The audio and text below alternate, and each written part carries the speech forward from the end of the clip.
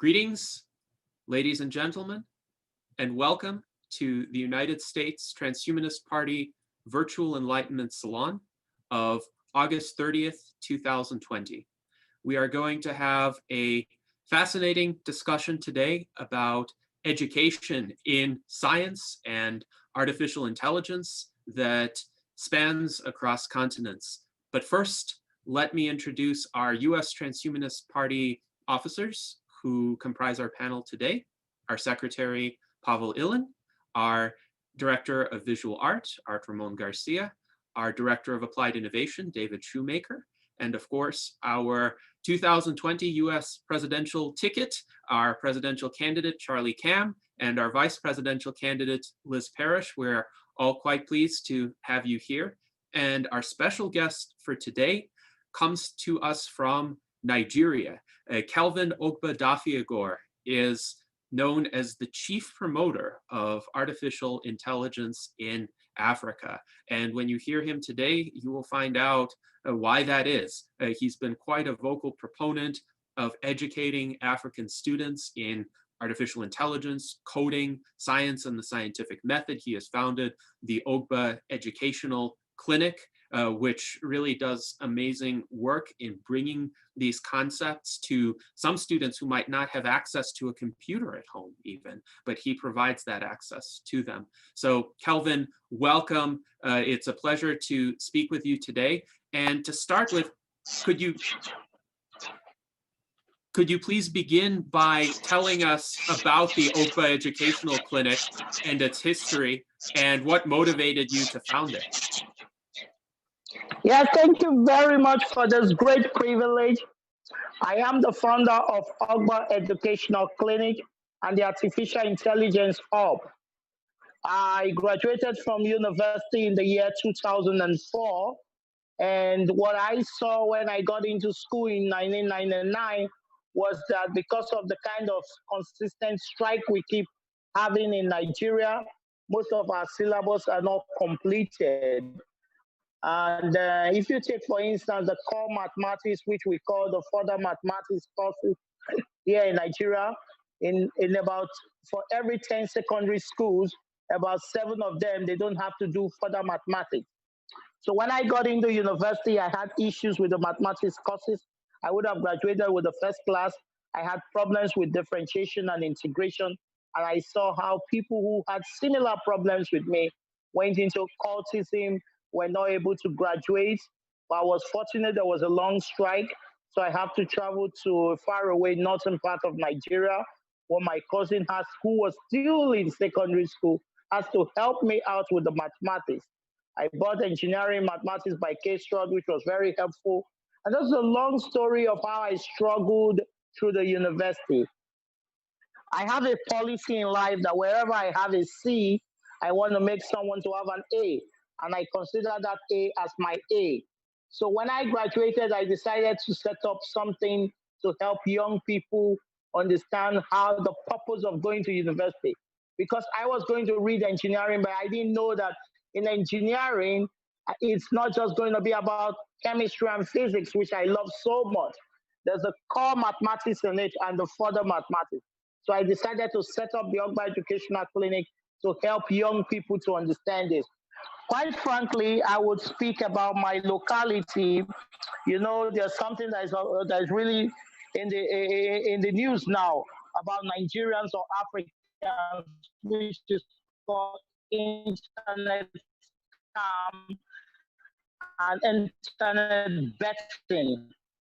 You see young people engage in this betting for many reasons. They want some fun, coming around to gamble, and also see them lodging in a hotel behind me and all that. They want to make money. So I started discussing with them, and I felt since the government of my country has failed, one should look at the possibility of giving them credible alternative to internet crime. You don't just go and tell them that, hey, stop doing what we call here Yahoo Yahoo. You have to tell them that you have to give them a credible source of making money. So we thought about rejuvenation and reorientation program, which we started a couple of years ago. So we founded the Artificial Intelligence Hub to augment the Ogba Educational Clinic. What did we find out when we tried to teach them tech skills? Because we believe that if we give them tech skills, they can become digital nomads. And those digital nomads can make them earn dollars from abroad and all that. Quickly, I also want to tell you about an adage my elder sister told me. My elder sister made me to understand that he spoke it in Yoruba. So, that he who steals from the white man cannot get as rich as the white man. So I thought about becoming as rich as the white man, or even richer than the white man. Then I mustn't steal from the white man. And when I started collaborating with white people, I began to learn that it goes beyond money.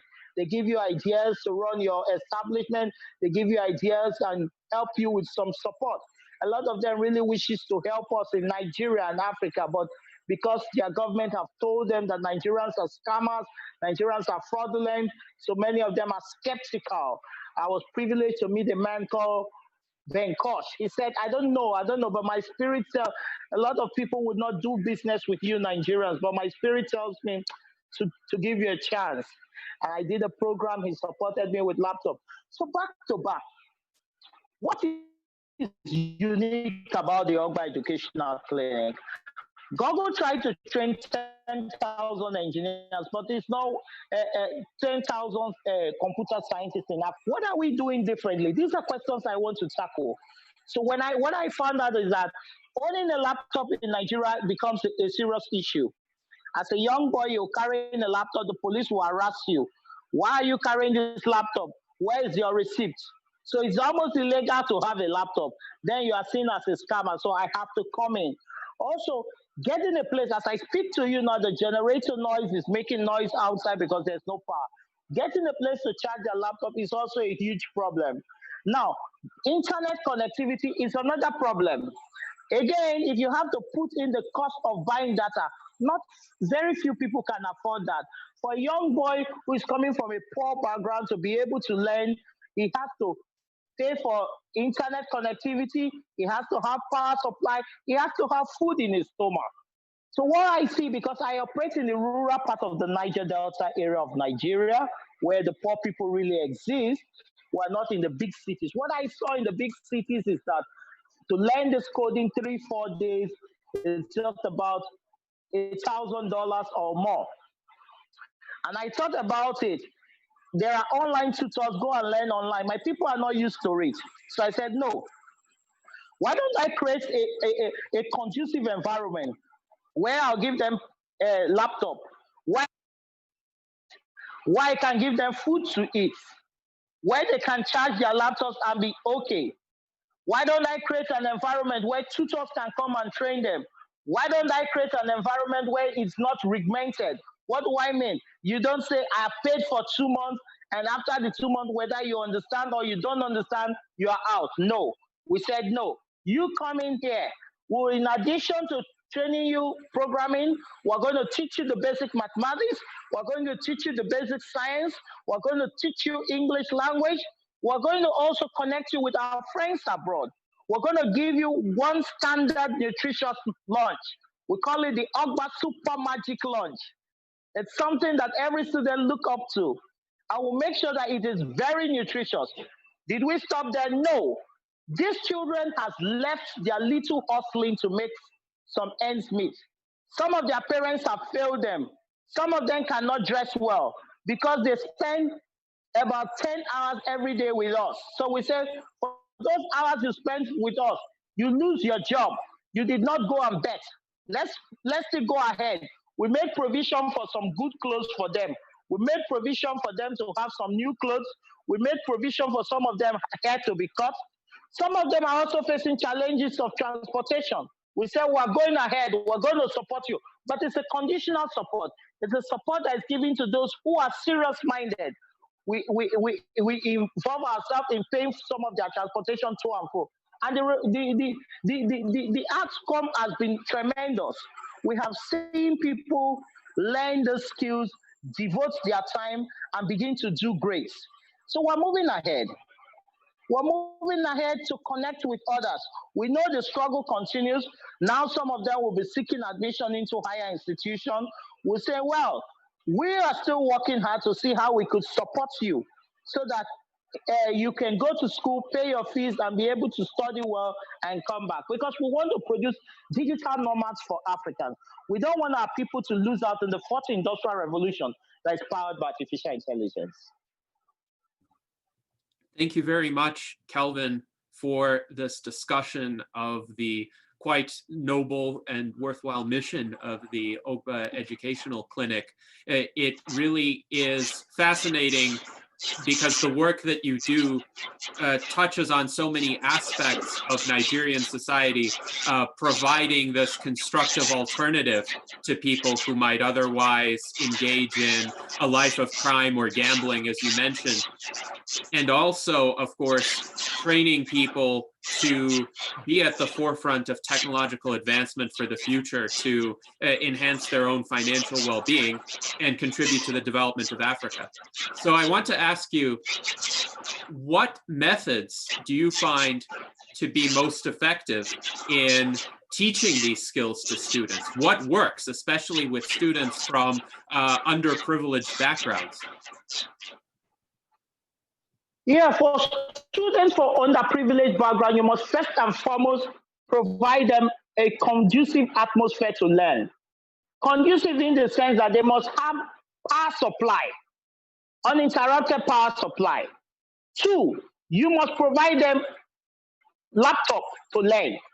3, you must provide them a basic lunch to eat for the time they will be there.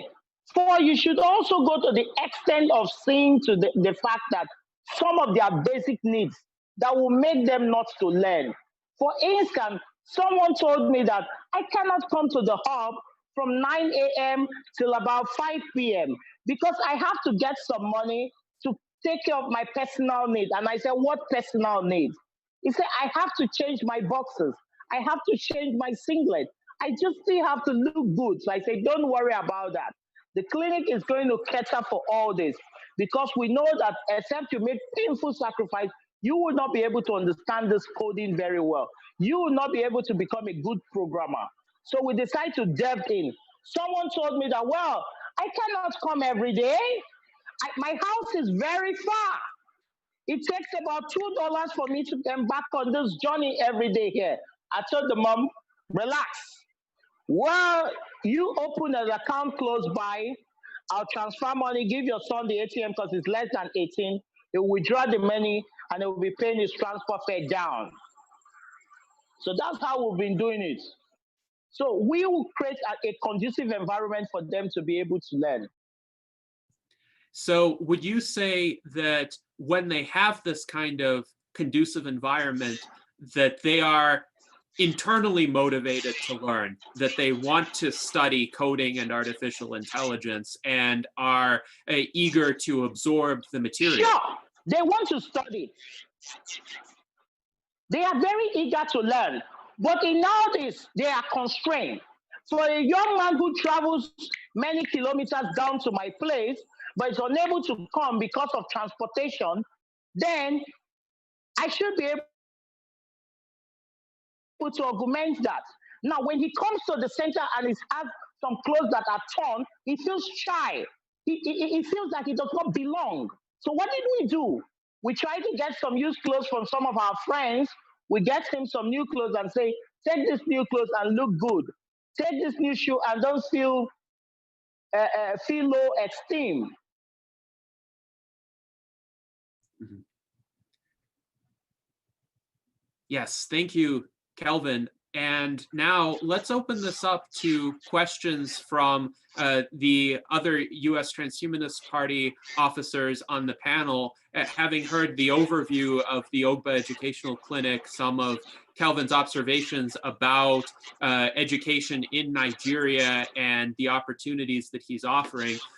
What would you like to know further about his students or his methods or other experiences that he might have had in the field of AI? I was wondering, hi Kelvin, I was wondering how long your project has been active and what is your success rate with students? Like how many people actually successfully go on to more education? Okay, the clinic actually was, we started in the year 20, which was registered in 2013. but we started about 2012. But actively on the coding and programming, it has been like 2 years ago. Actively on the rejuvenation and reorientation program of for derailed young boys that have gone into online scam and online betting, that we started about 4 years ago. So previously, it was basically a training center where we train young people on basic chemistry, physics, mathematics, and help them to secure admission in tertiary institutions. But over time, we decided to spread our tentacles into rejuvenation and reorientation of people, having found out that some of these people we sent to school ended up coming out to become internet scammers and all becoming people who just bet. So we think it is time to give them a credible alternative to making money. And I felt the damage they were doing to us as a continent is too bad. I cannot shut from white people. I cannot do business with them. So getting finance became a huge problem. And I felt willing to help, but a few miscons are just spoiling all the whole thing for us. So I felt, well, let me talk to them. So it's interesting that you point out that sometimes without a certain kind of ethical foundation or motivation to develop themselves in constructive ways, some people might use these skill sets to engage in scamming or gambling, as you put it. So what sorts of, let's say, ethical foundations do you think are needed to prevent that, to make sure that all of these skills are used constructively? If you work with the Ogba, if you are a student of the Ogba Educational Clinic, we ensure that you do not get involved in such kind of internet scam, because I make you to see a picture that is bigger than an internet scam. I don't think all the internet scammers in Africa is as rich as my hero, Elon Musk. So as I speak to you, we're on the verge of forming a club called the Elon Musk Club. It has been duly registered in Nigeria. Our logo and everything will start screaming to the news headline by next month. And my students are made to understand that, look, our target is to meet Elon Musk, remind him that he's first and foremost an African that migrated from South Africa to Canada, from Canada to the US. And we're trying to get Elon to come and solve our epileptic power supply. We're trying to get Elon to give us a wonderful internet connectivity whereby browsing becomes free. We're trying to get Tesla cars down to Africa. And such huge opportunities will not make them want to soil their hands with dirty internet scam. How much can you scam? Like I did tell you our adage, he who steals from the white man never gets as rich as the white man. Our goal is to be richer than the white man, not to steal from you. I have another question. Are you doing, as you're training these kids to program, are you working on projects that can help your institution make money? For instance, having them work on projects that will actually bring money into your project? We are working on projects. First, our program now is train the trainers. My major goal this year is to create the awareness. Let's make the people know that the robots are not just coming to take over our jobs, they are coming to be our bosses. After training them, by the end of this year, we're going to move into specifics. We want to see some become cybersecurity experts, design thinking experts. We want to see them going to different courses. We want to see them going to robotics. We're still in the formative stage.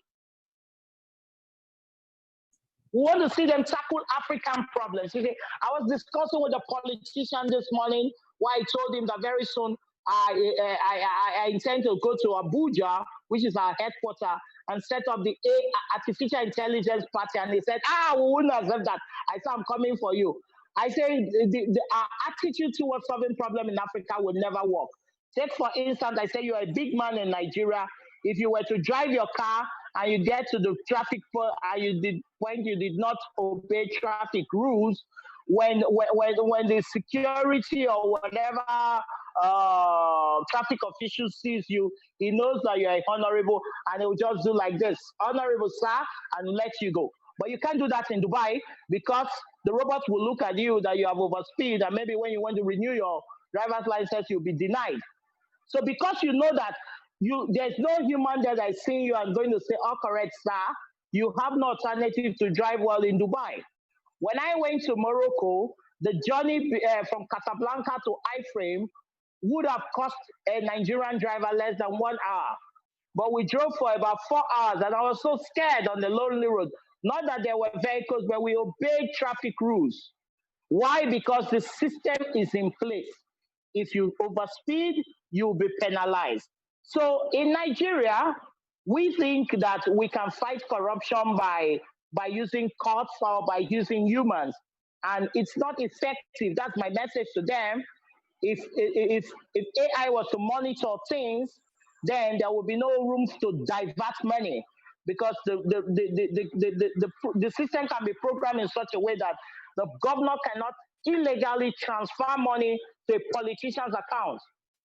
It can be stopped. So these are the things we're trying to encourage them. So for now, it is awareness, awareness, awareness. That's why, as a chief promoter of artificial intelligence, every group I belong to, every minute on Facebook, I share videos, I share ideas. We have to wake up Africans, create this awareness for them.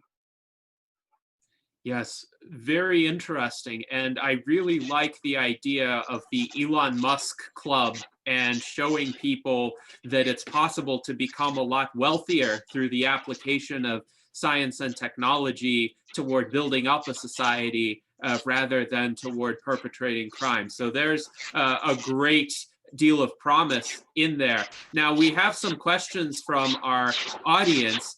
Zach Richardson asks, how do you quantify the education that people received? Are the students able to pass some sort of test and show competency in a certain skill or set of skills? Sure.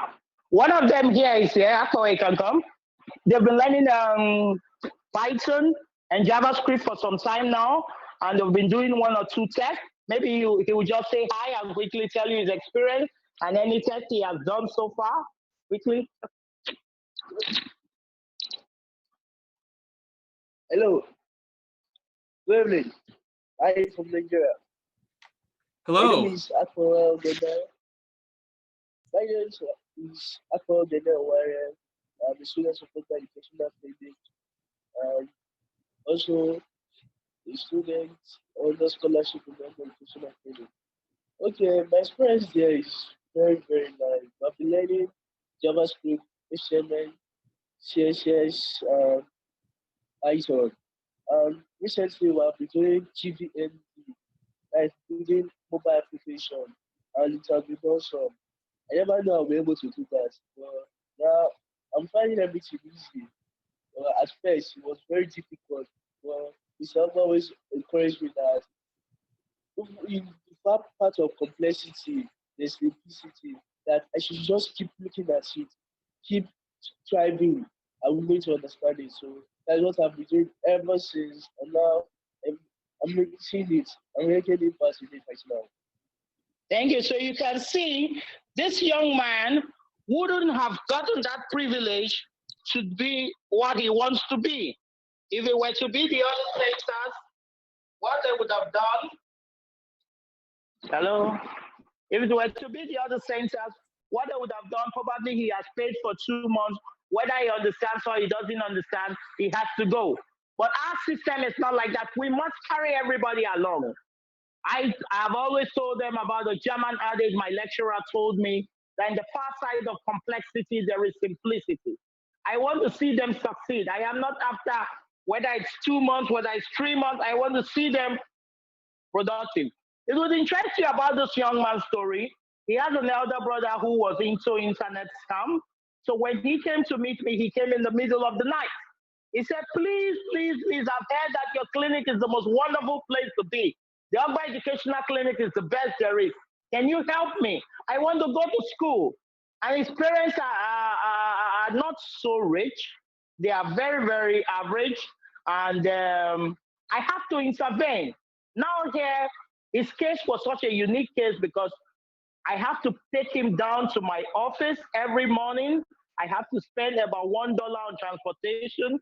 In addition to that, we have to feed him, and we discovered that he lacks good clothes. We have to come in again and augment him with clothes. Then last year, he got an admission to study medicine, but was unable to go to school because his parents couldn't afford the fees. The fees was in a state university. It was costing about $3,000. So we have to lose that admission. So this time around, we have to change his course to a less expensive course, computer science. Now we're working assiduously. I have some backup strategies to see that this young man is able to have higher education. So these are kind of challenges we face here. So when you are doing this, his friends around will come and tell you, where are you going to lesson? What kind of lesson are you going to?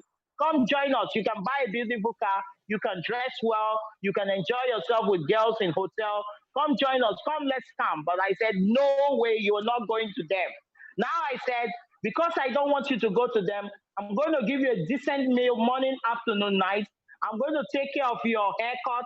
I'm going to take care of your feeding. I'm going to buy you good clothes so that they cannot intimidate you. Because if you don't give this buffer, there will be problems. Yes, thank you for sharing the story of your student. And David has a question. Yes, hi. Very nice to meet you, Kelvin.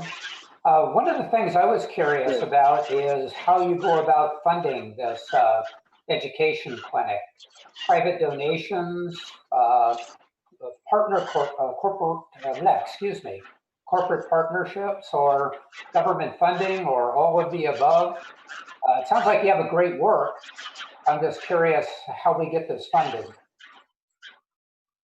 Okay, funding has been my greatest problem. I had a wonderful man in America who was giving me some funds, but the wife went to court and said, no, no, no, no. In fact, don't give this young man any dime again. Till next year, got a court injunction to restrain him. I also have a wonderful friend in New Mind who has sent me a couple of laptops. I have a wonderful friend called Cam Peavy who sent me about 2 laptops. Then again, what I see is that in Nigeria, these classes are basically seasonal. So you see somebody do a boot camp for 2 weeks and the child goes home and everything he has planned goes away. You see, when there's a time for an entrance examination, there'll be tutorials for like 3 months. After that, the child goes home and forgets everything. So I said, no, I want to run a program that will run all year round. So it became more expensive. That you offer the child a free education that I cannot afford to pay transport every day.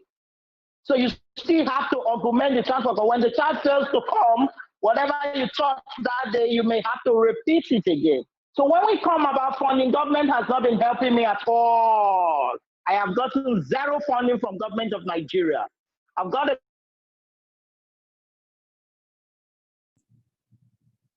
So Kelvin said he has couple gotten of fundings from 1 or 2 persons in America. But New Mind is working on something for me now. Yes. Can you hear me? We can hear you now. You were cut off a bit. You were saying how you have received 0 funding from the government of Nigeria. Yes, I said I got a couple of funding from some of my friends in America. The major sponsor, the wife got a court injunction to say never. Don't give this young man anything again. Till next year, the man cannot do anything. He hasn't asked to help me full time, but he cannot do anything. New Mind has been there, and the last month, they did a series of interviews where they got a pitch deck, my pitch deck. So my pitch deck will be ready, and he said he will help share my pitch deck among his friends. And we hope that the Transhumanist Parties and members can be of help to us to support our effort to domesticate artificial intelligence here in Africa and see that my people do not lose out to the fourth industrial revolution that is powered by artificial intelligence. So for now, it's basically personal funding, personal effort. Kelvin, I have a question. Are you enrolling both females and males? Is this an opportunity for young women as well? Am I? Pardon? Are young girls and young boys both welcome to your program? Young girls? Mm-hmm. Yes, the program is open for both boys and girls. It would interest you that my best student is a and I call her my eye. But again, problem of finance comes in. She cannot even afford hardcover notes. We have to buy it for her. She moved from where she used to stay to a further place, and her transportation was about $3 a day. We still have to augment for her. Again, she has been learning for the past 1 year and still don't have her own personal laptop. She would have gone so far, but she has no laptop for herself. She only has the privilege of using a laptop in my office. These are challenges. And even if we are giving her a laptop, we have to give her data. So these problems still exist here and there. I do know that the best would have come out of that girl, marvelous, but for now she's constrained about all this. We still have young people who are coming to learn, and there are still many more girls in the system. Yes, thank you. We're presently working to help physically challenged people to do a training so that they can have something to do. Because this is the first initiative here in this part of Nigeria to help the physically challenged people to learn programming and robotics.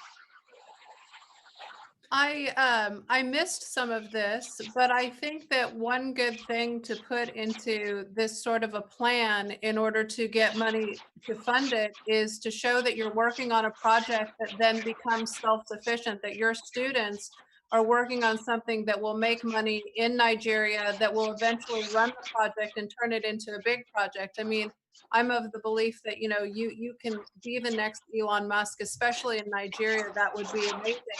What sort of projects are you guys working on that could help earn the money now that would then make it self-sustaining? So let's say we got some investors in on this. What could you show that you could make so that you can generate your own money? Yes, like I said, on the tech side, we are just a little bit, we just started a couple of years ago, and the major aim is to make them to train the trainers program, because we intend to use those people that we have trained to train other people from other interior villages. That's the first plan. And after that, we're looking at setting up the robotics school, and we hope to get VRO set. And so working on African projects, the lots we are going to be looking at, for instance, what I saw in our church is those white plastic chairs that are being rolled up and down. Want to see how we could produce a small robot that can help lift these chairs, arrange them and stack them up. We're also working on an app that would solve church offerings. The method of collecting offerings in churches is quite tedious. People look for little change to drop. An app that will solve all the problems so that somebody in January can have paid his offerings for March. We're also looking at getting robotic tutors. When there are strikes, we're trying to build a robot that would be able to teach kids, like Maxia, an AI robot that teaches mathematics in such a way that it understands why why child A doesn't understand why x is equal to 2, and child B doesn't know why x is minus 4. So we're looking at solving Africans' problems with this initiative. Yes, thank you. These are fascinating ideas. The notion of having robots arranging the chairs in a church or providing tutoring. These are very useful practical applications. If one could make them happen, they would be useful in the United States as well. In fact, I'm not a religious person myself, but I would go to a church that had robots arranging the furniture just to see it happen, because that would be quite a sight. But there is, of course, some public resistance to automation and robotics in the Western world. And I wonder if that's the case in Africa as well. So Mike Lazine, one of our commentators, asked, are there any Africans who are afraid of robots? And if so, could you describe how they react? What aspects prompt fear or resistance, and how we can overcome those blocks to the adoption of robotics? Yes, it would interest you that every day I quarrel with different groups I belong to. I have just exited myself from my secondary school group because I talked about artificial intelligence.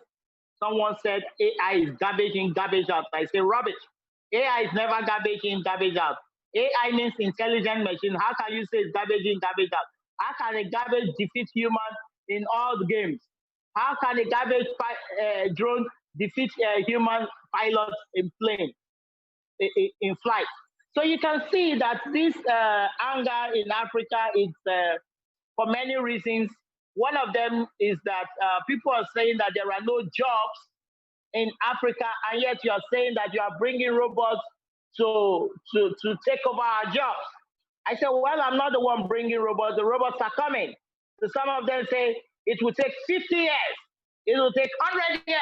In fact, we're not going to agree. So I made them to understand that no matter the complexity of how they see this, the fact still remains that when Henry Ford first produced cars, it was a few horse drivers that dared to go and learn how to drive cars that became rich. Then people call car a moving death. And the brakes were not too good. The roads were not too good. Cars was killing people up and down. But the few horse drivers that persevered and learned how to drive and drove that became the new millionaires. So those who leverage on technology will become rich. The world is having a great reset today. Things are not going to come back to normal. When I tell people this, they begin to argue. The politicians will no longer have money to share in Abuja. As I speak to you, we're on the verge of entering the worst recession in 40 years. The civil servants will not be paid their salary as when due. Economies are going to be crashing.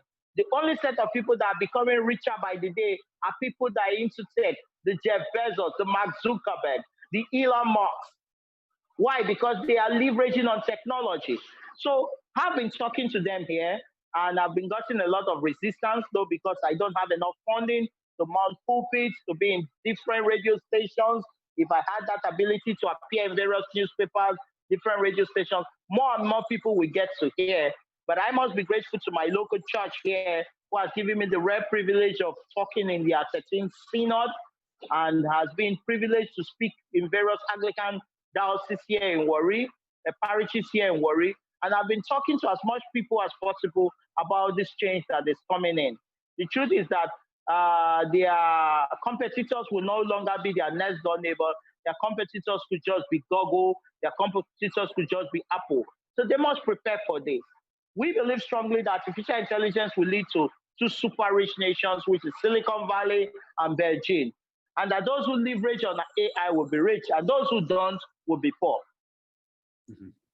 Yes, once again, very compelling arguments for embracing this technology. You pointed out how early generations of a technology might be error prone, not as reliable, but as the technology advances, a lot of the error gets engineered away, and that will be the case for technologies of automation also. Now, Osinakachi Akuma Kalu, fellow Nigerian and a good friend and ally of ours, asks a question: how are you able to position your program to strike a kind of ripple effect to unlock your financial strength? What are your thoughts about that, Kelvin? Can this ripple effect be achieved for the Ogba Educational Clinic and your various initiatives? Like I did say, my friend in America, the New Mind, helped me in preparing my pitch deck. which we hope to share with our colleagues, with his colleagues in America. And I hope to get more sponsors, as I have been talking with some of my friends in Hive, and a couple of other persons have been seeing what we're doing. And we hope to get some form of support from the Transhumanist Party and many others, and continuing our pursuit to see that we're able to position the Ogba Educational Clinic in the right direction to attract the best funding options for us, and to see that we were able to achieve our goals. Excellent. So now let's go to Charlie. Charlie, do you have any questions for Kelvin? Yeah, well, I think what you're doing is great work. You know, getting young people involved and trying to get them early on to get interested in artificial intelligence. This is something that I know Ray Kurzweil is very involved in ever since he wrote. Well, he's always been involved in, but more recently he did a novel called Danielle, where it was about young girl that took on world problems. In fact, they included some of the issues that are happening in Africa. But I had a question, because you'd mentioned Elon Musk and a few other people. And have you reached out to other big names that might be, you know, willing to help, especially, you know, celebrities? I know that, you know, there's celebrities in Nigeria like Davido, or Tiwa Savage. These are people that are, you know, they have millions of followers. WizKid is another one. I think they've got like 10, 11, 12, 17 million followers on Instagram. And your students probably know who they are. And I'm wondering, because you have such a noble cause, if it would be possible for somebody, you know, even your kids could start, you know, sending messages to them on Twitter to contact you, and then maybe even be a resource for funding. Have you ever tried anything like that?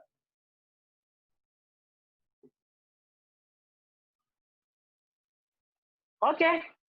The answer is no, because I felt they weren't into tech. I've been trying to get funding from my friends abroad, and like I said, I have not gotten any positive response from Nigeria or from Africa, but I've been getting some positive response from abroad. But the major challenge I have from abroad is the constraint on Nigerians, as in PayPal placed the restriction on us, and GoFundMe created a restriction on us. And one of my friends abroad was about asked me to do a video where I could, where he could share with his friends so that they can support. But I discussed with my bank, and they're trying to work out a platform where they could easily donate. But since you have said this, maybe I can look up to that. We know USIH, we know Davido and many others, but honestly, we have not reached out to them.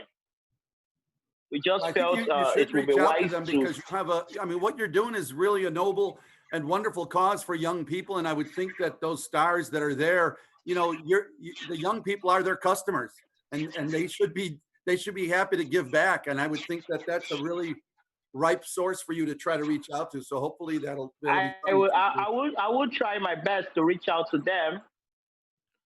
I think that Charlie's right. And what might actually help, instead of, you know, reaching directly out just all by yourself, is actually getting a group like ours, the Transhumanist Party, to put together a petition and get a couple hundred signatures. And then you can, you know, address that, bring that to them when you contact them, that, you know, people around the world are interested in helping you. Yes. The line is breaking. Can you repeat? Can you repeat what she said? Yes. So Liz was saying that to help you attract the notice of famous celebrities, it might be possible to start a petition with a few hundred signatures that would essentially show the celebrities that this is a serious effort, that it has a wide range of support, and it might convince them to pay attention. Okay. I will be glad to be told how to do that. I've never done a petition. I think I've seen one or two petitions. Maybe you guide me on that, I will do that. Yes, we can definitely reach out to you after this meeting and provide you with some resources for how to do that. There are several sites in the United States that are very effective at spreading the word via petitions. One is called change.org, and another is called ipetitions.com. So either of those would be quite easy to set up a petition on. I hope this conversation is being recorded. Yes, it is. Yeah. It certainly is, and being live streamed as well. So now here's a question from Zach Richardson, which I think is relevant for improving the perception of tech education in Nigeria. You mentioned that you teach cybersecurity as part of your program, and Zach is curious, what cybersecurity skills do your students learn or practice? Like I said, we will be moving into cybersecurity in the few months' time. For now, we are still working on virtualization. One of the is in cybersecurity. I've got a couple of friends in the US that promise to help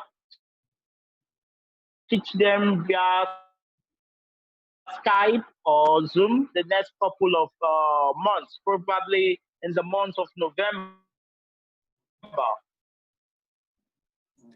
So this is an aspect that is coming soon. All right, thank you. Now, let us see if Art Ramon has any questions for you. Yes, how many years of public education do Nigerian children receive there? How many years of Public education. Okay, they have 6 primary, 6 secondary, and then 4 or 5, depends on your course in the university. And what sort of relationship do you have with this public education? Do you get, students from there? Is this a summer school sort of education? Yeah, How we does have that work? some of them gain admission into. We help them secure admission into tertiary institutions. So this is essentially a step toward getting into a university. It's the equivalent of our. Yes, what we observe is that. Yes, it's the equivalent of our secondary education here in the United States. Yes, when they finish secondary education, they are still unable to complete up to 50% of their syllabus. And what we observe is that in those public schools, they are usually crowded, probably maybe about 60 or 70 to a class. But what we do at the Ogba Educational Clinic is to create small classrooms for them. And we have a policy of carrying everyone along. So that's why we insist they come every day, Monday to Saturday, 8 a.m. to 5 p.m., so that we can take time to look at all those areas, those difficult areas the students do not understand. So you give them the kind of individualized attention that is often lacking in the public schools. Yes, it's a one-on-one attention to things that were overlooked in the public school, maybe their handwriting, their ability to speak well, maybe their mathematics, maybe their chemistry, maybe their physics. Will not give that special attention to see that they are all carried along, in addition to teaching them tech skills. Yes, and I think this is perhaps the secret to the success of the Ogba Educational Clinic, the individualized attention whenever. Yes, that's the secret of the Ogba Educational Clinic. Other tutorials they run, other people tutorials they run during seasons. Maybe during the exam, they'll just organize tutorial for 3 weeks. But our program is all year round. Other tutorials is just probably 2-3 hours. But our tutorial takes over 10 hours. Other tutorials don't have a policy of carrying everybody along. Some of them, they believe in large classes, but I don't believe in that. I believe in a class of 10, 6, 5, 4. we break them to small units where we can easily manage and carry them along. Mhm. Yes, indeed. And some of our commentators are saying that American educational institutions can actually learn a lot from this approach. We also have a problem in American public schools. Yes, I'm honored. Indeed, indeed. And if there are American educators watching this, I would encourage you to pay attention to what Kelvin is saying, because these are students who don't have a lot of access to resources, whom the public schools have sometimes failed, but he is able to get them to learn the material to succeed through devoting individual attention to them and making sure they have the basic resources to excel. And this is something that can be replicated in other parts of the world, including in countries like the US, where a lot of students also lack individualized attention. So thank you, I'm honored. Indeed, indeed. Now let's see if Pavel has any questions for Kelvin. Yes, thank you. Well, first, I would like to say that I can feel the pain which Kelvin experienced. I remember that in the early 2000s in the south of Russia, me and my father was almost arrested several times just because we were carrying the desktop computer on the street. And cops thought that, well, where do you guys get it? You probably stole it. And this is unfortunate that in Nigeria that they have the implicit bias against people who try to thrive. And I deeply admire your work the work you do, and despite all the odds within this challenging environment. And the question is about the getting access to the resources. Kelvin, did you try to put up the teams of students and participate in internationals or local hackathons? Because as I know, very often there's if you win or if you like award some prizes, there's money prizes or some cloud credit prizes. So did you try to get resources through this way?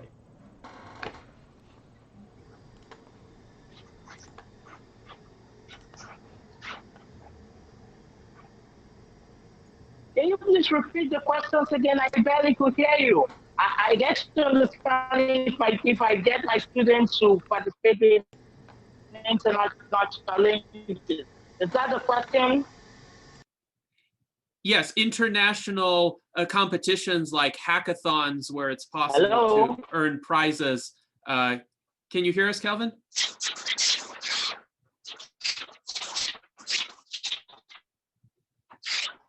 Kelvin? Okay.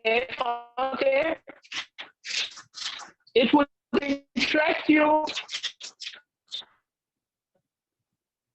Yes, it would interest you that I participated in Northern Nigerian hackathon 2 years ago, and our project runner-up. And last year, I participated solving the problem of education in sector, which is the first one. You must understand the background I'm coming from. These are kids that this may be the first time they are using computers. So yes, my success is what they see. And like I said, this tech approach just started a couple of months ago, which is about a year plus. So they are still understanding the basics. And what I see is that there's a great divide between us and the Western world. So locally, we have started participating in challenges. But I tell you the truth, I hope in the next few weeks, we'll be admitting about 5 of our students into the Junior Academy of the New York Academy of Science and the 1,000 Girls.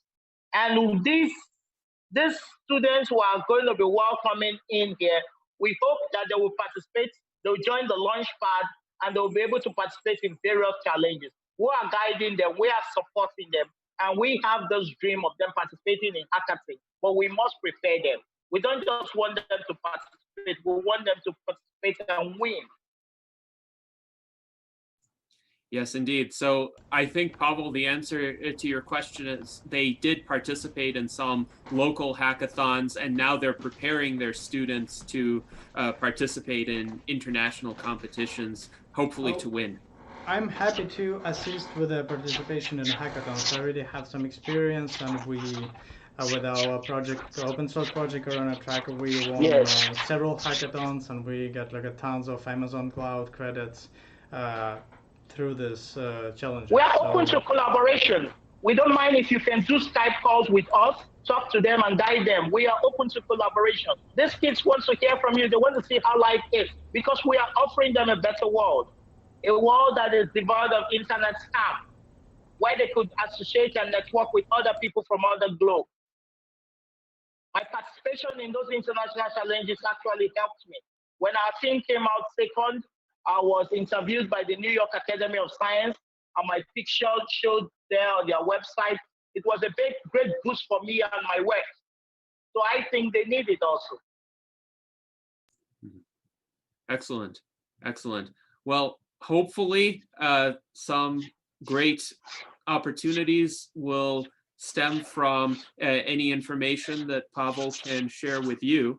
And now let us move on to a question from Dan Elton, our Director of Scholarship. And he asks whether you have thought about teaching the students to make Nigerian versions of popular phone apps like rideshare apps, for example.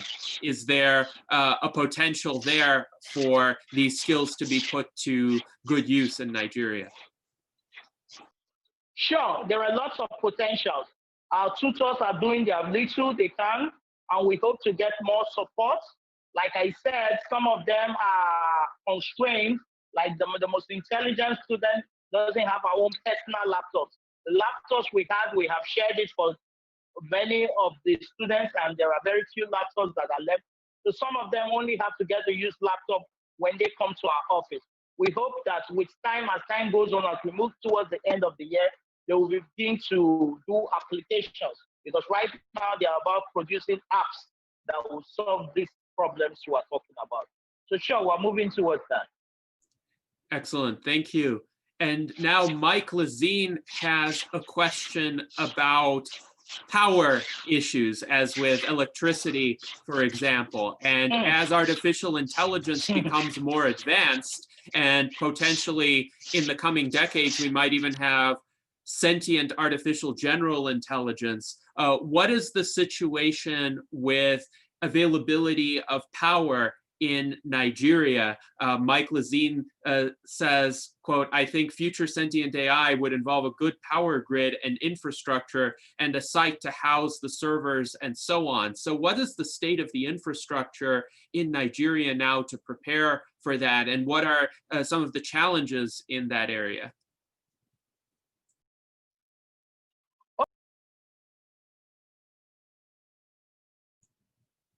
Kelvin, I believe you are muted there. Okay. Power situation in Nigeria is terrible. I have a barely 3 to 4 hours power in a day. So I have to run on generator. But the fact is that the kind of things artificial intelligence is bringing to us, we're not talking about having wireless electricity. And we're not talking about having one world national grid. Excess power being produced in Europe and America can be sent down to Africa. But when we look at Tesla, for instance, those Tesla batteries, those rooftop, those solar tops of Tesla, I think these are things that one of our first goal of the Elon Musk Club would be. We intend to table before our hero Elon Musk how we suffer to run generator, and the cost of generator is hindering us from learning. And we hope that we would have some of those as batteries in our offices and in our homes, so that people can learn, people can live in a conducive and comfortable environment. As I speak to you now, my generator is making a hell of noise out there. And if we can solve the power situation, then we can look towards ending malaria, because if there's steady power, then they'll be sure that the fans will be blowing and the AC will be on. And if that be the case, many people who are dying every year from malaria, it will become a thing of the past. So these are things we intend to table before our hero when we hope to meet him. And we look forward to anybody in this great community that can help us reach Elon Musk, that there's the young man in Africa that is so madly in love with him and has decided to honor him by naming a club after him and wishes to bring some of these wonderful things to Africa. It will be my greatest joy to get such a recommendation. Mm-hmm. Well, if we do at some point in the future connect with Elon Musk directly, we will definitely let him know about you and about the Elon Musk Club and the hopes that you have for Nigeria. I agree, having a business like Solar City, for example, providing solar panels to Nigerian residences, to businesses in Nigeria, could greatly help with this power problem that you're describing. Now, I wonder, for your students, is it the case that when they go to the Ogba Educational Clinic, this might be the only place where they have reliable access to electricity, or do they typically have electricity in their homes as well? No, it's a general problem. Electricity in Nigeria is a general problem. And when you ask the people, they talk about corruption, they keep giving excuses. So you see, my idea is that we should have an economy that's outside the economy of Nigeria. You see, in America, power does not really belong to the politicians. Power belongs to the techpreneurs, the Bill Gates, the Elon Musk. So our idea is to create little Elons around there that will be powerful and influential, that will be dictating to the politicians. So if we achieve that, we'll be able to make greater progress than what we're doing right here. So this is an interesting remark, and I'd be curious about our USTP officer's thoughts on it. Kelvin said in the United States, his impression is power doesn't belong to the politicians, it belongs to the tech entrepreneurs. Yet we've, of course, faced some challenges in trying to overcome the power of the politicians in the United States, but it could be a matter of perspective. In Nigeria, the problems might be worse. So what does everyone think about this observation?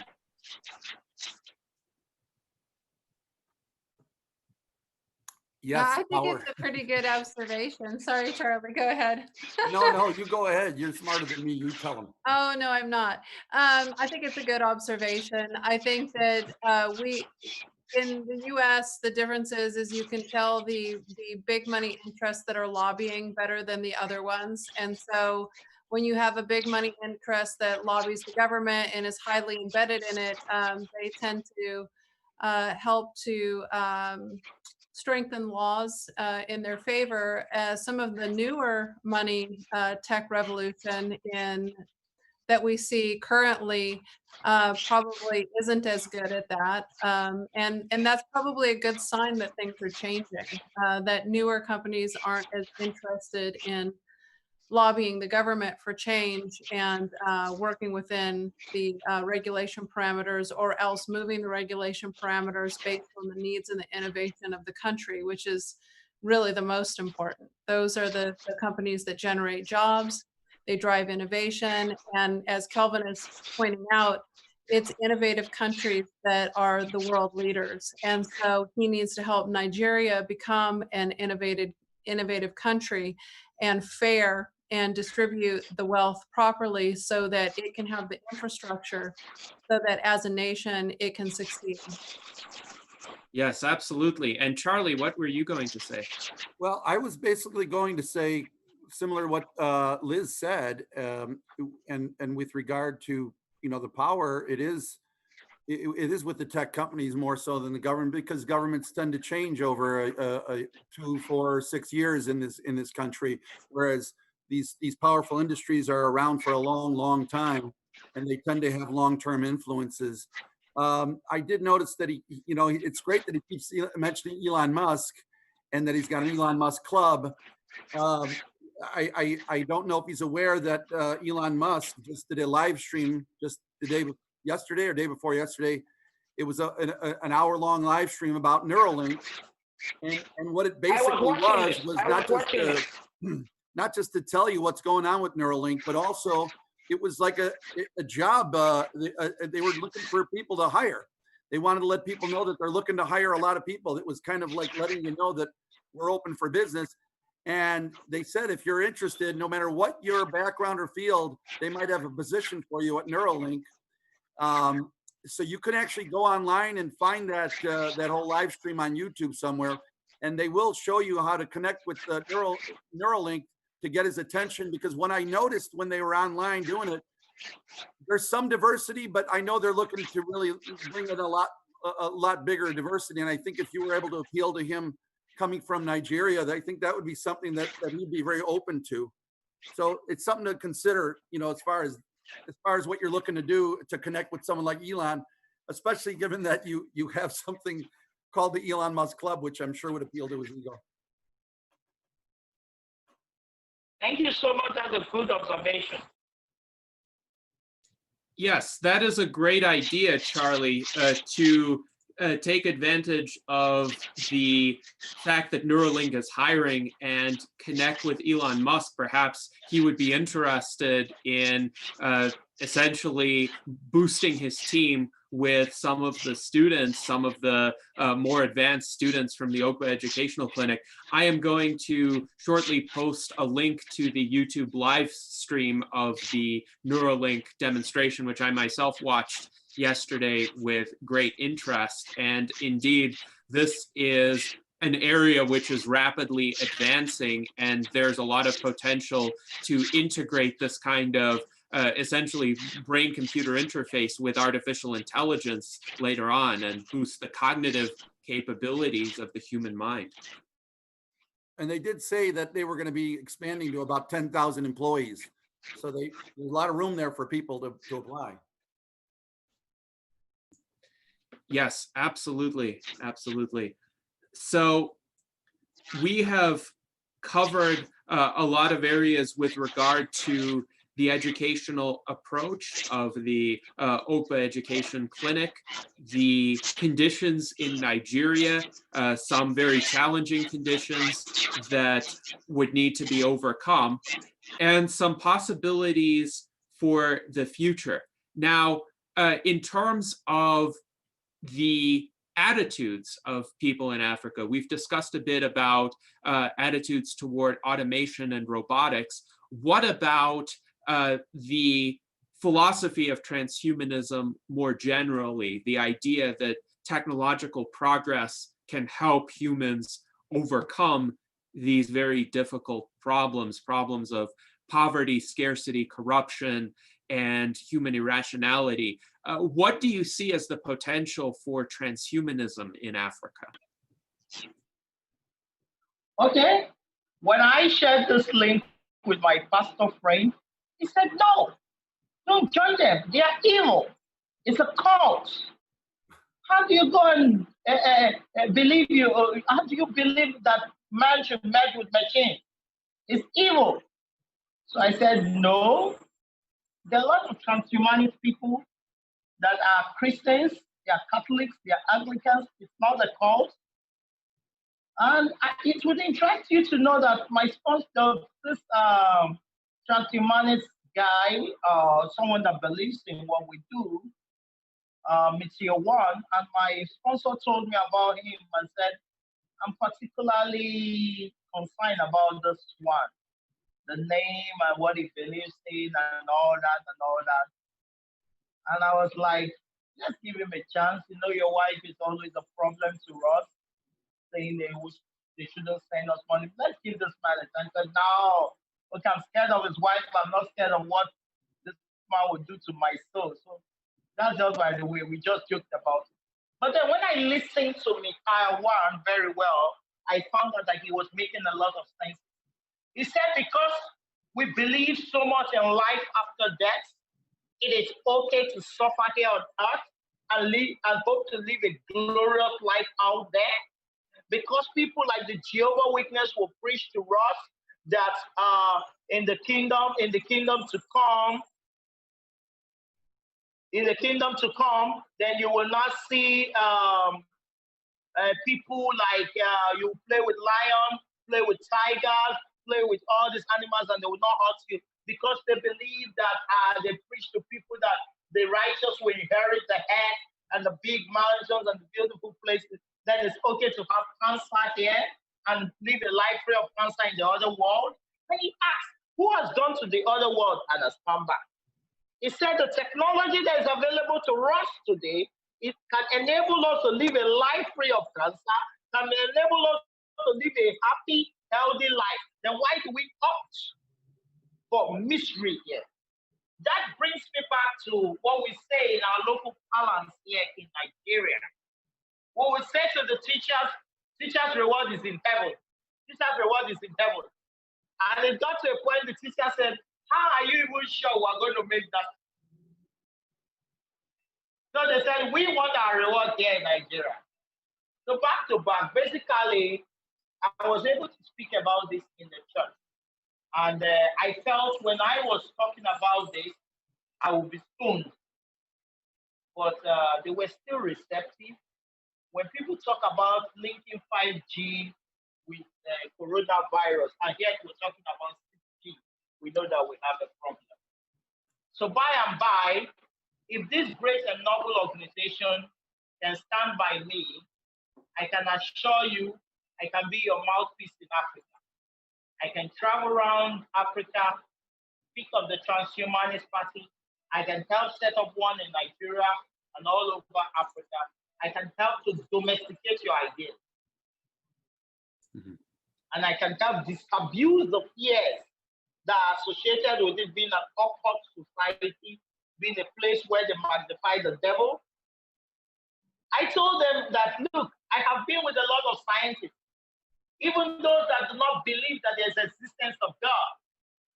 But I do know that what I have seen from them is that they don't believe there is God, but they don't still believe that there is one devil out there. They are not worshiping one devil, say, we are not believing God, but they are not worshiping one devil. They are just trying to say that you have to doubt. When I first got to the university, the first thing my lecturer taught me was that I should doubt. And when you are told that there are 5 lions in the bush, doubt it. You may find out that there is no lion in the bush, or there are even 10 lions in the bush. And don't just take things the way it used to be.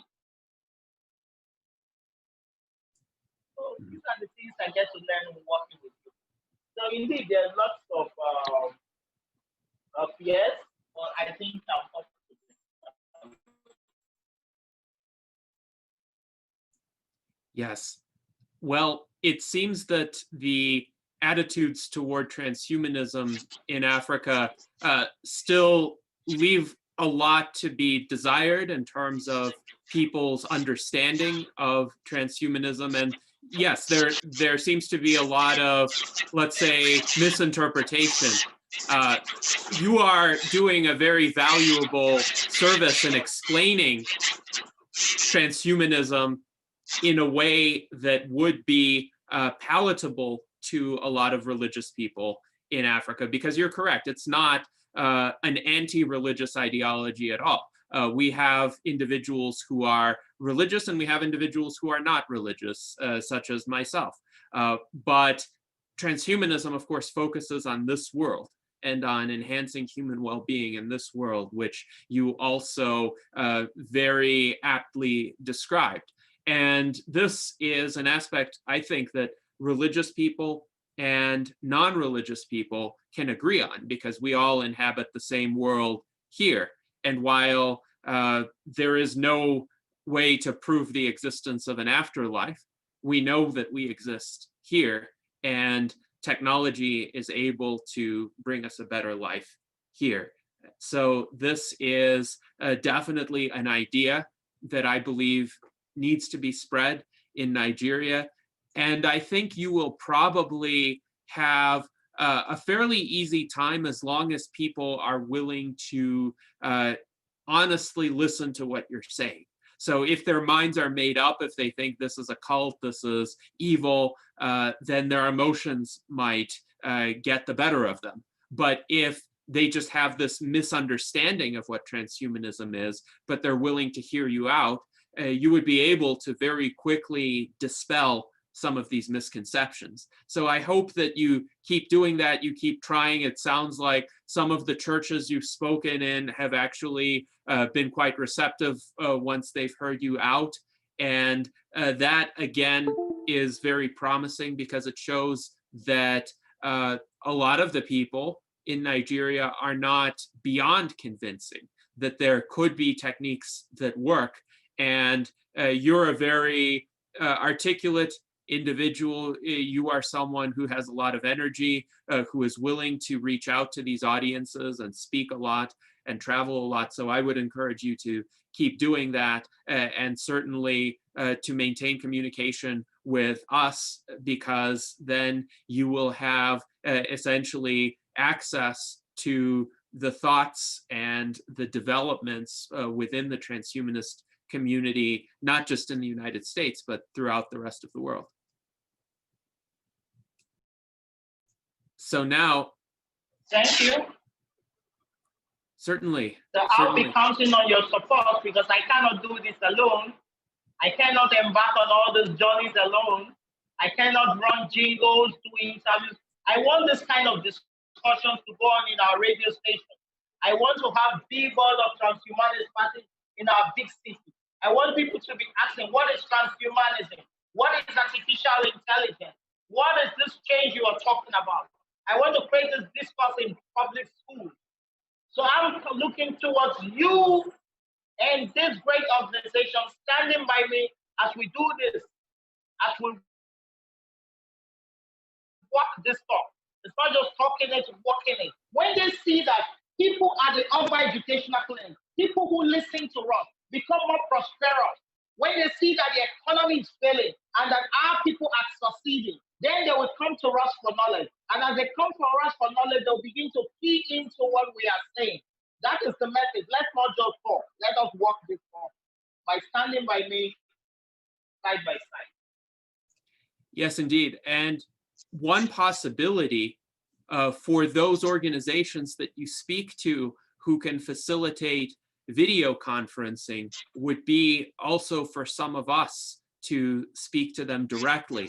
If you're speaking, for instance, to a church or a business association, or you have an interview with a journalist in Nigeria, feel free to also connect them to us if they're more interested in finding out about transhumanism.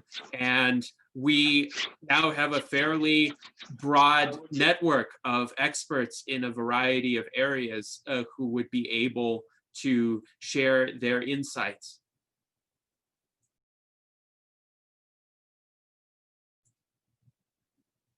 So with that, I am curious if we have any more questions from the US Transhumanist Party officers. Art Ramon, go ahead.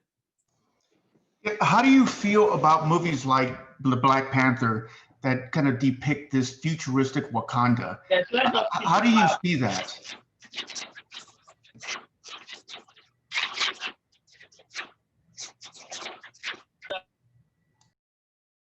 Movie, but I've heard so much about it. My work is usually very engaging that I rarely have time to watch movies. But I do follow Elon work, and I think I watch Neuralink. I've heard so much. So you haven't seen Black Panther? I haven't watched the movie. I have seen the picture. So he's seen some images from the movie, and he finds them to be visually engaging. Well, hopefully at some point, both you and I, Kelvin, will be able to find some time to watch Black Panther. I haven't seen a fiction movie, wow, for over a year now. That will probably need to change at some point in time. But yes, I can certainly sympathize with workloads being what they are, especially during the time period of this pandemic. It's sometimes difficult to find time for entertainment.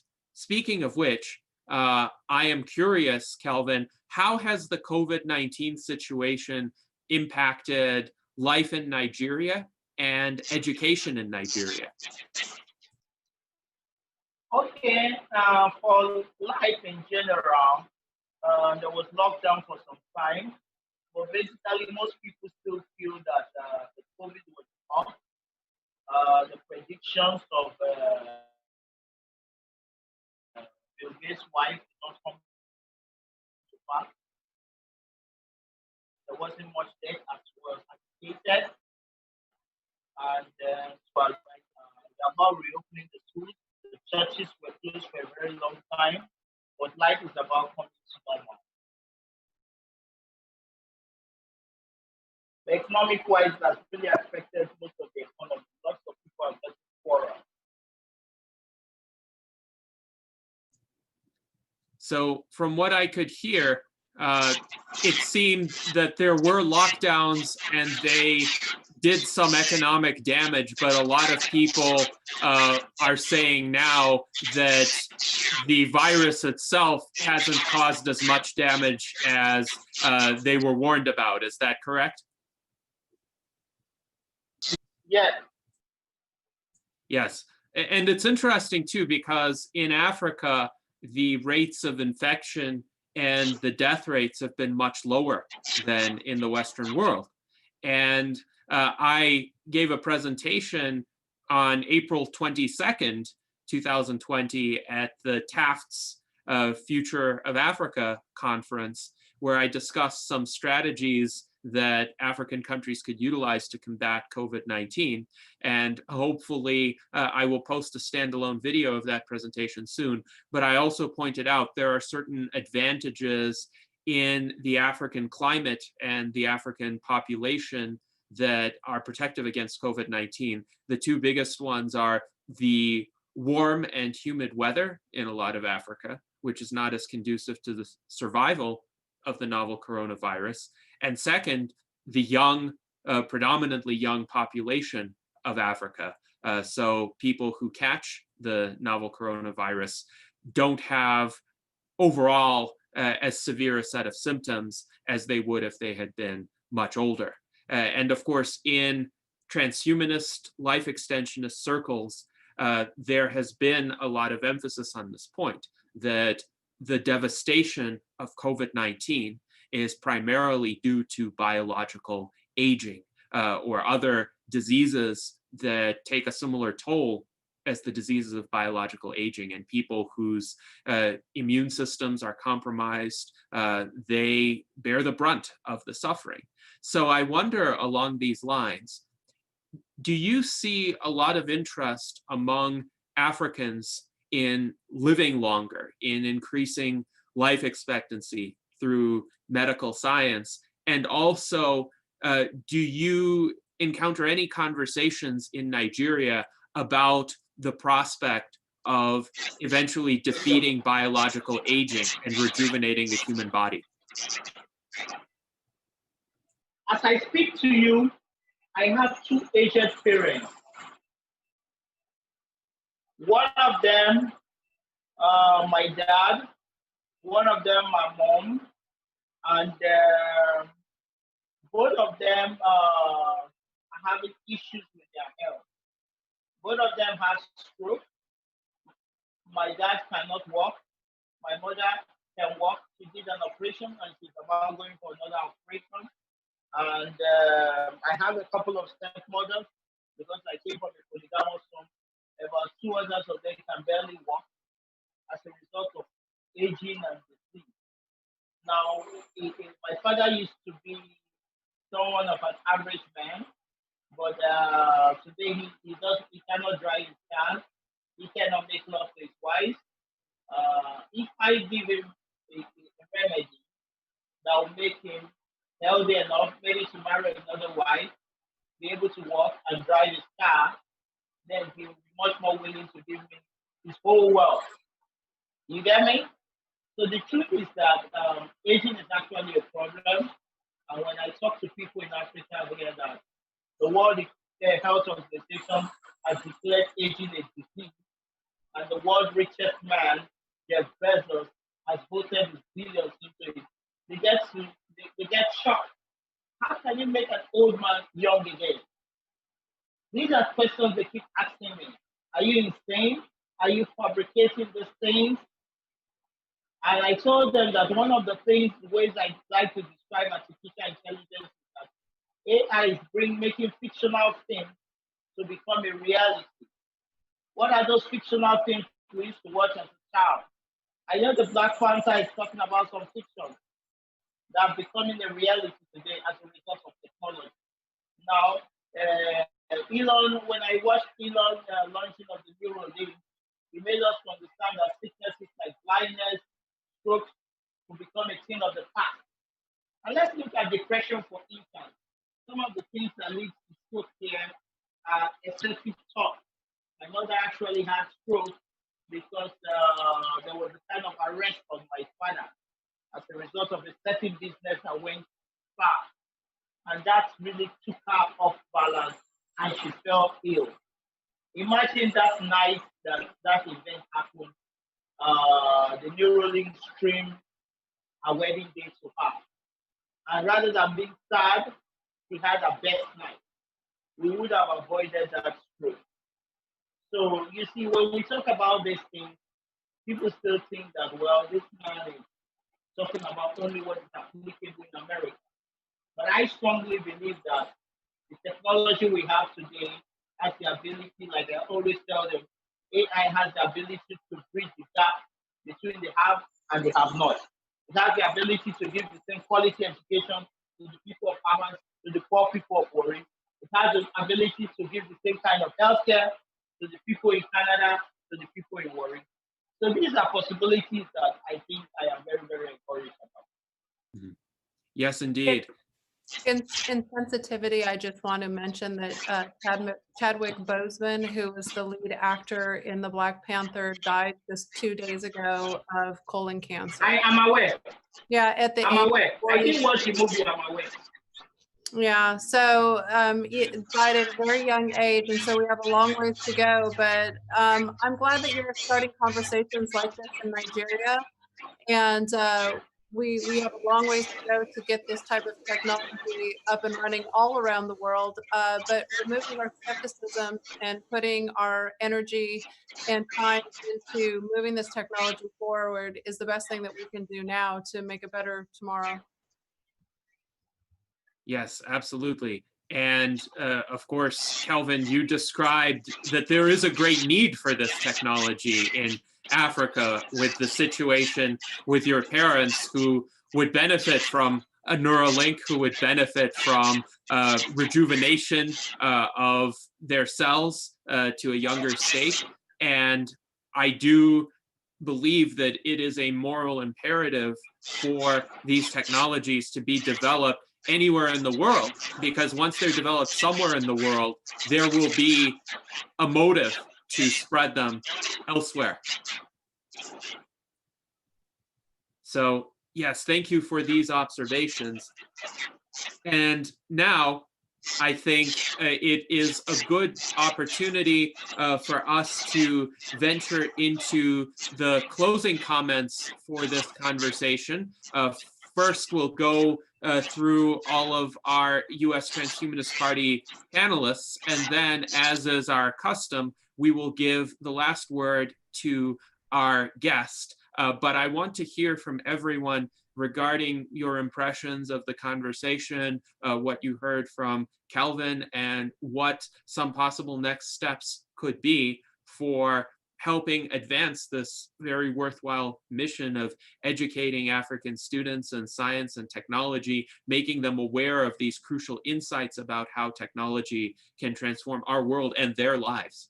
So let's see, Charlie, what are some of your thoughts? Charlie, I believe you're on mute.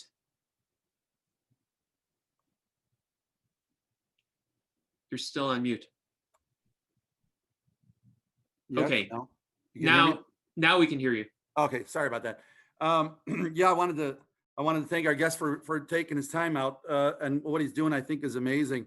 You know, as far as raising awareness and funding, I hope that we can follow up on, trying to go after some of those celebrities like we talked about. There are WizKid and some of these other ones. They have huge followings on social media in the tens of millions. I remember now there was there's another actress. Her name is Uzo Aduba, and I know you said you don't watch TV, but you probably don't know this, but she's a really famous actress from a TV show that's huge. It's called Orange is the New Black. And her parents are both from Nigeria. So she takes quite a big pride in that. And that's somebody that we could be reaching out to.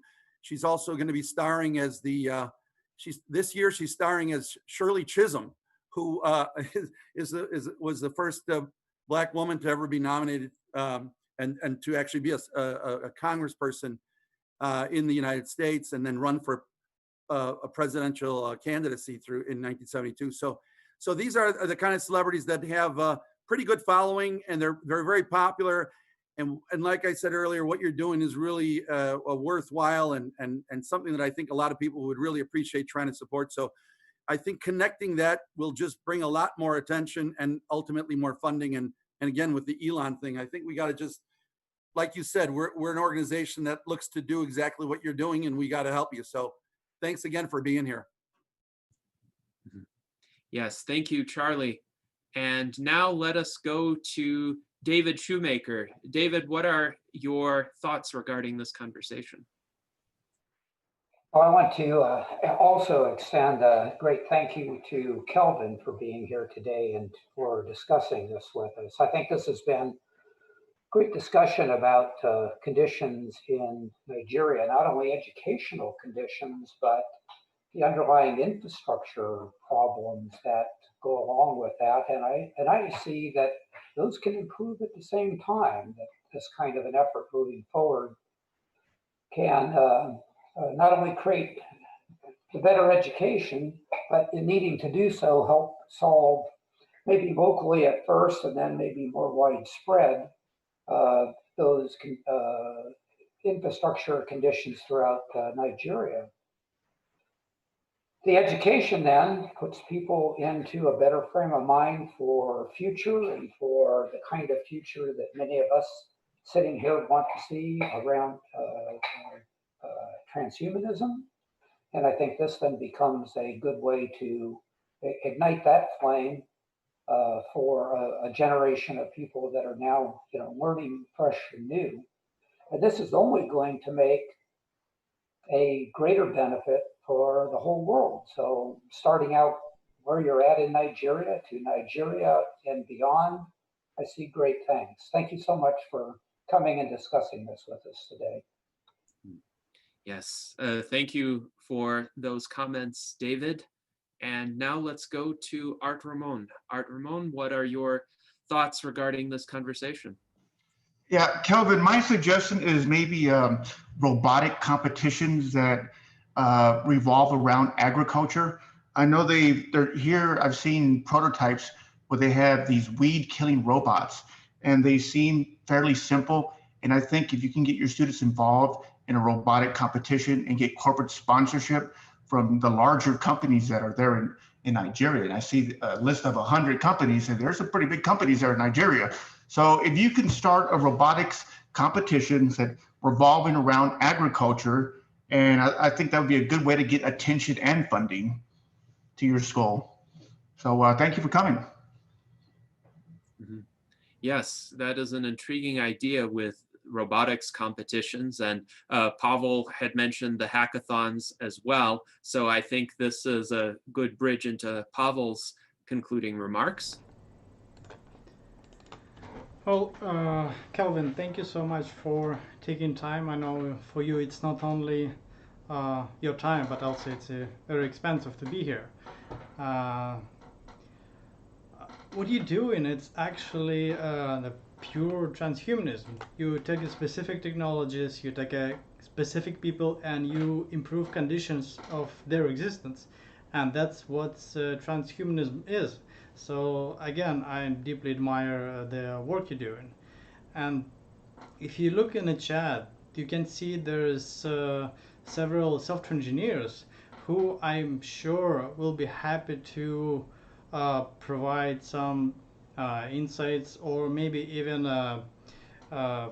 educational support to your to the students. So I'm urge you to keep in touch with USTP and let's keep conversation going. Let's transfer it to something, some concrete actions. So yes, looking forward to working with you, hopefully. Yes, indeed. There's a great range of skills among our US Transhumanist Party members, and definitely many of them will be able to offer some specific advice and insights to you, Kelvin, about how to further advance the success of the Ogba Educational Clinic, including, of course, Liz, who had the idea for the petition to help attract the notice of celebrities. But Liz, what other remarks, ideas, thoughts do you have regarding this conversation? Well, actually, I think that what everyone already covered is very motivational. A Nigerian ambassador, somebody with boots on the ground right there that can verify and validate your program of what's happening there and the impact that you're making, I think will be really important. And how to get that is to get a petition running here in the U.S. through the U.S. Transhumanist Party. We should get as many signatures as we can. Hey, you guys, it's just your signature. So, you know, it's very little of your time, and it's very hard, the work that Kelvin's doing over there. So get a signature, get it down, and send it to somebody else and implore them to do the same. If we can get enough signatures, I think then we can get an ambassador to really listen.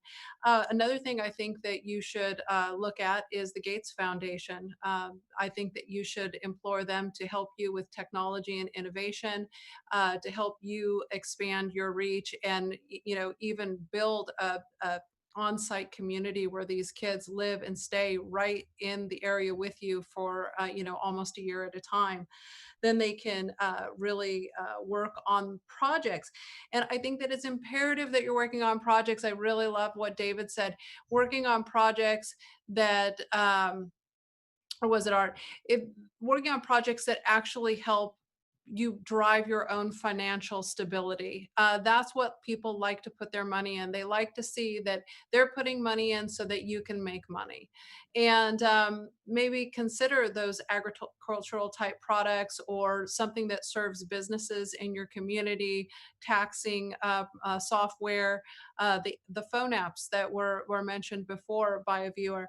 It's really imperative that you use that sort of STEM learning. You use what you're learning, hands-on learning, to build something that then helps you bring in financial support. And then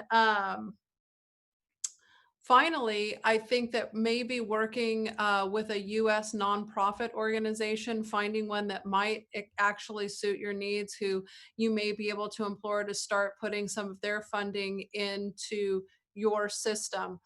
A nonprofit that has some sort of establishment for companies and people in Nigeria. I'm not sure who that would be, but that would be something to look at. And I just want to thank you again so much for all of the work that you're doing. It will pay off. You're paying off every person you help. It's paying off. But we want to, of course, see this be a success for you. And what little we can do, we will do it.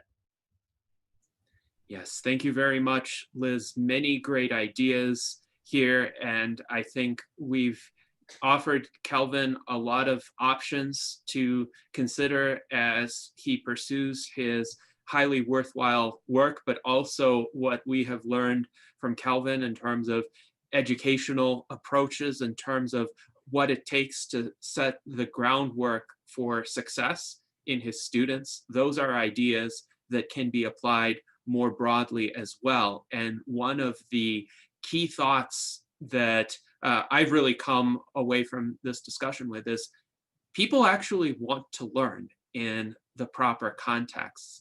It's just that in the United States, in other parts of the world, often the educational system isn't structured to actually encourage learning. It's structured sometimes for kids to think of learning as a chore, or to think of learning as, associated with a kind of quasi-prison environment, even in certain public schools. But when you have an instructor who really cares about the students, when you have an instructor who really gives them personal attention, who understands what their current skill sets are, where their skill sets need some improvement, some further development, and gives them that foundation so that they feel comfortable learning, so that they don't have other problems in their lives getting in the way, then that's where a person can truly become enthusiastic about learning. And that is ideally where we want all students to be, of all ages, everywhere in the world. And this is why I think this discussion is valuable for educators from all over the world to watch. So now, with those remarks having been made, we will leave the last word to our guest. Kelvin, please help us conclude our session with any thoughts that you might have. Thank you so much for this great privilege. I'm happy this conversation is being recorded. Like I said, I've spent so much time talking to a lot of persons, and I hope that this will be the beginning of the long journey of success. Like I said, I have made myself available to be a mouthpiece in Africa, whatever ways you can help to see that we educate Africans about this, because I know that my people learned out of the first, second, third industrial revolution. And the fourth industrial revolution is powered by AI, and not good our people do that. Specifically, I'm looking up to this great organization for a form of partnership and collaboration. See that our work here is educated. I'm looking towards getting some form of support in terms of laptops and projectors. And for that robotics school, these costs are actually quite expensive. But for now, you see, as a Nigerian, when you ask for funds, it looks as if, wow, this guy wants to come in. So especially I wouldn't be asking for funds, but I'll be asking for equipment. Equipment like robotics Lego kits, laptops, projectors, and much more, and then Skype training.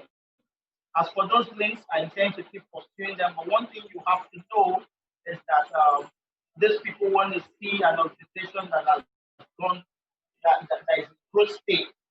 And for me, coming in from an area that is a background that is very poor, that will have to struggle with internet connectivity and all that, we start approaching the Bill Gates and all that, try to see what's there. So, but for you, who are, I believe, I'm part of, I think it will help prop me up. Like the new minds are doing, they are helping to write my pitch deck. I hope to share the pitch deck with you maybe as early as next week or next month, or whatever time they said it's ready.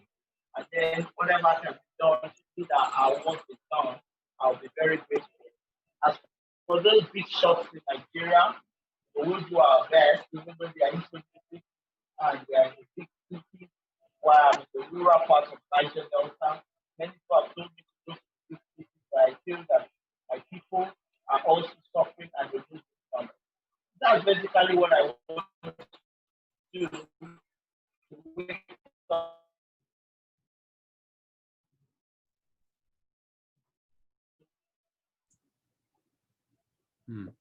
It looks like Kelvin's connection got interrupted. Oh, there. What was the last one you said? So I think your connection was interrupted about 30 seconds ago. So if you could repeat the last 30 seconds of your remarks, that would be great. Okay. I said, as for those links, but we'll try. For Nigeria, you have a big man factor. You still need one or two persons. As for the Bill Gates and all that, like what the new mind is doing for us is that after this pitch deck is prepared, by next month, he promised to share it with his friends and his network. So I think if I share my pitch deck with you, you can also look at it and share with your networks and then do some recommendations. all is about propping me up to be able to carry this thing. But most especially, apart from supporting the Ogba Educational Clinic, I think for the whole course of the Transhumanist Party, I want to believe that there's a budget for that for Africa, where we could create a kind of signpost in the major cities, where we could pay for broadcasting stations so that there will be certain interviews where I can invite you people and you clear this doubt about transhumanism being an occult, being a party for the devil and all that, why I speak and taking this discourse up and down. As much as this discussion is going on, I think it will be helping our cause. Mm-hmm. Thank you, Kelvin. And we would be happy to take a look at your pitch deck once you have prepared it. Feel free to send it over and we can examine it, provide some feedback. And we also appreciate all of your great work in spreading awareness of emerging technologies and of the ideas of transhumanism in Africa. We will certainly be in contact to collaborate more in these regards. But for now, thank you very much for coming to this virtual Enlightenment Salon. We have learned a lot from one another, and I hope this will continue for many months and many years to come as you continue to build upon your successes with the Ogba Educational Clinic. Thank you. All right. And for our audience, thank you for attending this virtual Enlightenment Salon. This was another example of the great conversations that we have with leading thinkers from all over the world, people who apply the ideas of transhumanism in practice, as Pavel pointed out, Kelvin does to a tremendous extent with his work. So until next week, I hope that you all live long and prosper. Thank you. Thank you.